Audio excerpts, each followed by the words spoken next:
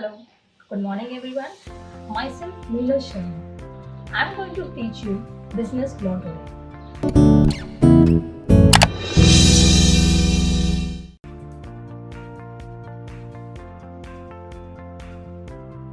Now, before I start with the syllabus, I would like to give you a glance overall what is there in this business law for this especially for the BMS student. Your module has been divided into four parts.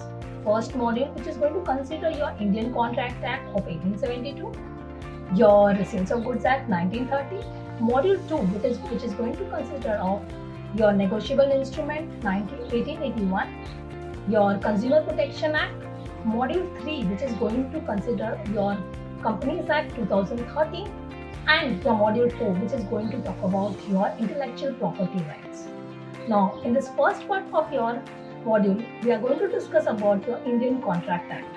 Now, basically, before you start understanding the concept of your contract, you have to understand the difference between the contract and an agreement.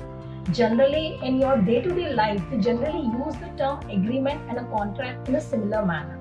But as a lay person using the term in a similar manner, it's okay. But as a legal person or as a law student, you are required to understand the difference between the two. Now, first of all, when you are talking about an agreement is nothing but an offer plus an acceptance.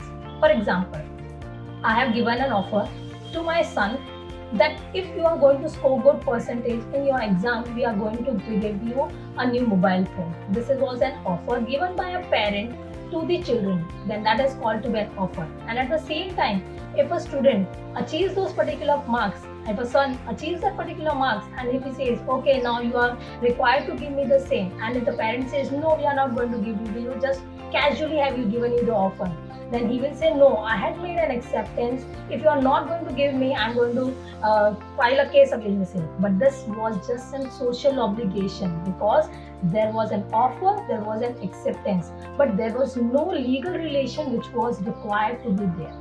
But when we are going to talk about a contract, that is an advancement to the topic of your agreement. Now, condition, as you all must be knowing about it, condition is nothing but a prerequisite before you are purchasing or you're selling of the goods.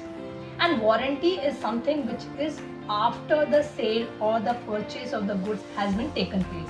Now let's take the example, a simple example. If you are going for purchasing a mobile phone, now immediately when you are going to go for purchasing a mobile phone, आप लोग उसको क्या बोलोगे? Okay, भैया एक अच्छा सा mobile दिखाना. Okay, कितने रेंज का चाहिए? Within the range of 25,000. Okay, which company, whether you want it for Samsung, Redmi or iPhone, whatever XYZ, you will say, okay, I want a mobile phone of your Samsung.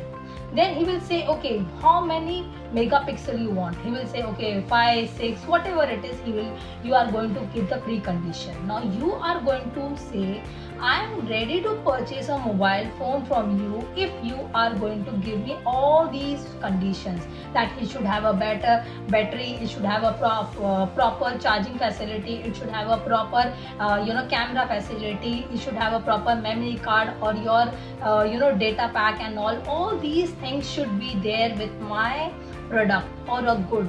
Then only I am going to purchase that particular thing. So in simple language, when you are going to talk about your condition, but it is nothing but a stipulation which is the prerequisite before purchasing a product. Anything which is essential to the main purpose of the contract, it is called to be as a condition. Anything which is the prerequisite condition whenever you are going to purchase a product, it is called to be as a condition. So whenever you are going to go for a sale or a purchase, condition comes before the sale or a purchase has taken place. Now when we are talking about your bill of exchange, let's see what exactly is your bill of exchange. Now bill of exchange has been defined under section 5 of your Negotiable Instrument Act of 1881. Now exactly what they mean is an instrument in writing containing an unconditional order signed by the maker directing a certain price to be paid to certain sum of person only in money or to the order or a certain person to the bearer of that instrument. So that basically means to say a bill of exchange is nothing but a particular instrument which is again containing a monetary value, where one person is directing another person to make a payment to the another person. So that means to say, how many number of parties are involved? Please do think over here till the time we are going to come and start with that.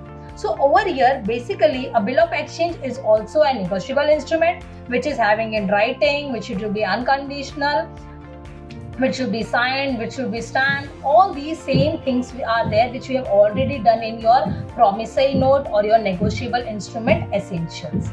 Next definition is very important when it comes to your understanding what do you term by the unfair trade practices, that is as per section 2(1)(r). Now unfair trade practices can also be called to be as a trade practices for the purpose of promoting or for the purpose of sale or use of supply of goods for the provision of any other services where we are using such kind of deceptive practices or kind of activities where we will increase the sale and all, that can be called to be as unfair trade practices. Any adulterate, supplying of the adulterated goods, selling of your wrong quality of products, default in the quantity of the goods, all these can be called to be as your unfair trade practices, where because of such activities the other parties are going to, the purchaser, the consumers are going to feel suffocated, they are going to feel some kind of harm to their activities and the goods, then it is called to be as your unfair trade practices. Now memorandum of association, this is defined under section 2 subsection 56. Now let's understand what they want to say about a memorandum. Now a memorandum of association is nothing but an association of a company as originally framed or as altered from time to time in pursuance of company law or of any other act is going to be called as memorandum. Now for simply, I just want to tell always my student, your memorandum is nothing but as equivalent to a Bible or a Quran or a Gita or any other most important document for a particular religion, or from when we are talking about country's law, it is nothing but your Constitution of India. So that is how important a memorandum of association is for a company. So this particular memorandum can equivalent to be a Bible of a company.